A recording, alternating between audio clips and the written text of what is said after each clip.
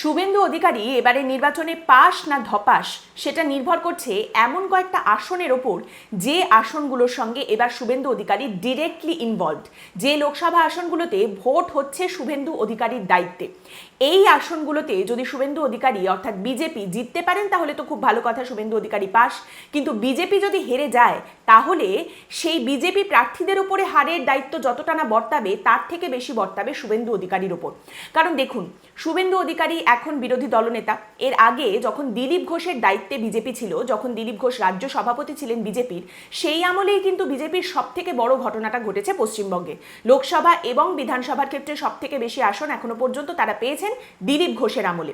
এইবারে কিন্তু নির্বাচনে তাদের শুধুমাত্র লক্ষ্য এটা নয় যে যে কটা আসনে তারা জিতেছিলেন সে কটা ধরে রাখা, তারই সঙ্গে এবার আসনের সংখ্যা বাড়ানো এবং যে আসনগুলোয় তারা আগেরবার জিতেছিলেন সেখানে মার্জিন বাড়ানো, এটাও কিন্তু তাদের দায়িত্বের মধ্যে পড়ে।